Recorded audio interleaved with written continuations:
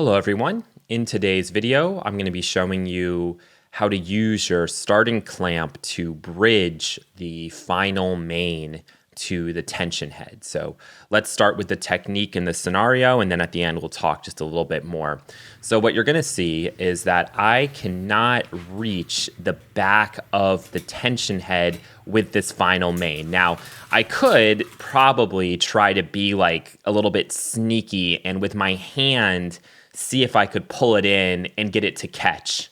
And sometimes that will work, but it's probably not the preferable way to go about this. I would like to have string going through the back of the tension head to really cinch in there and really grab it and try not to damage the actual string itself, even though all I'm going to need is the tie off. The other thing you've noticed here is that with that final little piece of string that's exposed, this is a long piece of string, right? And it's definitely more than enough for me to do my tie off, but it's just not enough to get to the back of the tension head. And this is the scenario where you end up having to do the bridge. Now, why it happens is what we're going to talk about in a little while. So let's play this through.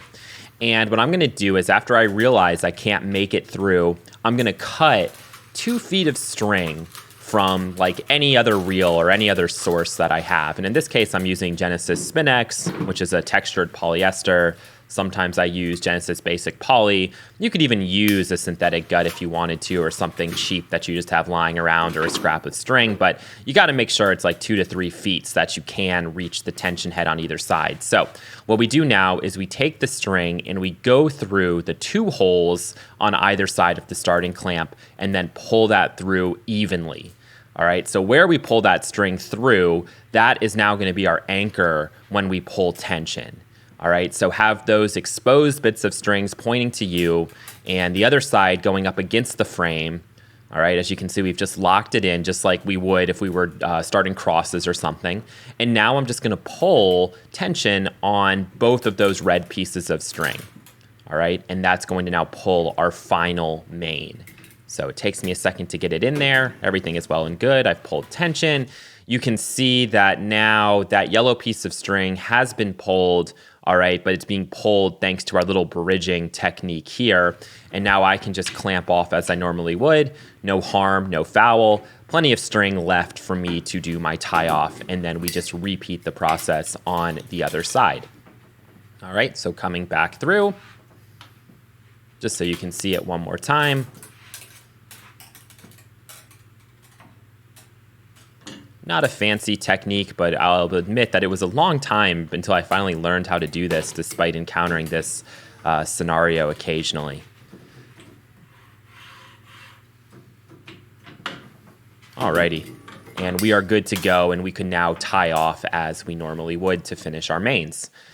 Get rid of that string, throw it away, save it, doesn't matter, but we are good. So there you have it. That is the bridging technique. Now, when and how or why this occurs really depends. So sometimes what you see is people try to get the amount of mains perfect, the amount of string they need by like going across the mains.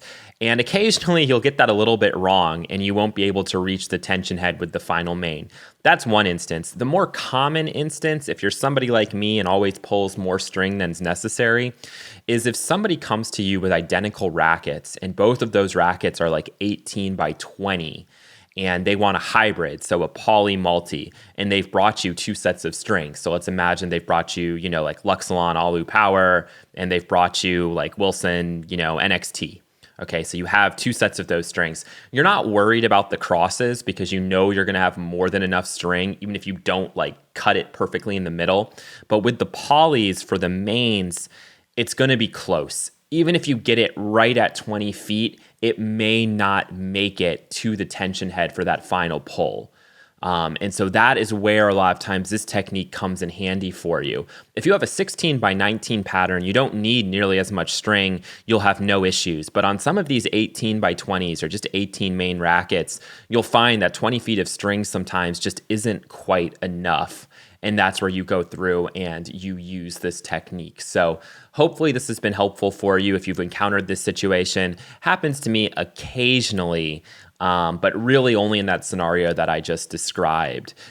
Better to pull too much string than to pull too little, but in the instance that you pull just that little bit too little, you can use this technique and not have to do something radical to try to pull tension on your final main. Thanks for watching. We'll be back with another video soon. Take care.